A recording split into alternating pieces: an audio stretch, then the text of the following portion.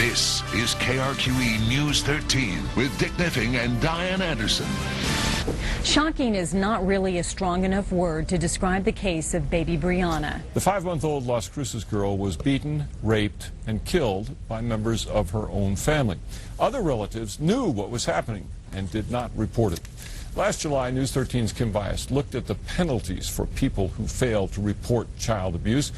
Tonight, she reports, a state senator says those penalties are not tough enough. And again, a warning, some of these images are very graphic. Evidence of the crimes were all over Brianna's tiny body, easy for her family to see. But Brianna's grandmother, Patricia Walters, and uncle, Robert Walters, never reported the abuse, never stepped in to try to save her from her mother, Stephanie, her uncle, Stephen, and her father, Andrew, who tortured her throughout her very short life. Patricia and Robert were sentenced to 30 days in jail, the maximum allowed under the law, 1 year. Senator Mary Jane Garcia is from Doña Ana County, where the crime happened.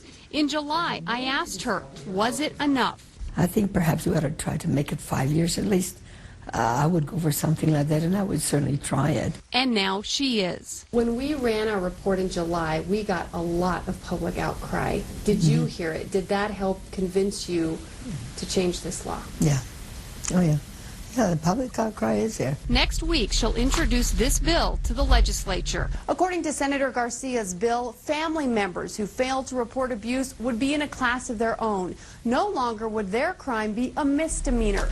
If the child lives, it would be a 4th-degree felony, punishable by up to 18 months in prison. If the child dies, they could go to prison for 3 years. Garcia has already been successful in changing the law for people who kill children through abuse. When Brianna's parents and uncle were sentenced, life was not an option. Now it is.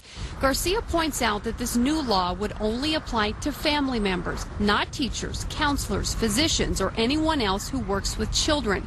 But she still knows it could be a tough sell. You've had opposition before in these bills. Yes, I have. Do you think it'll make it through this time?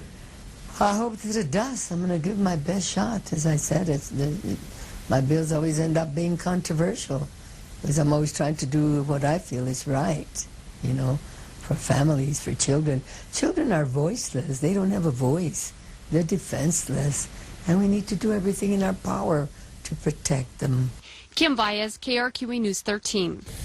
Senator Garcia says she will meet with district attorneys from around the state next week to get their input on that bill.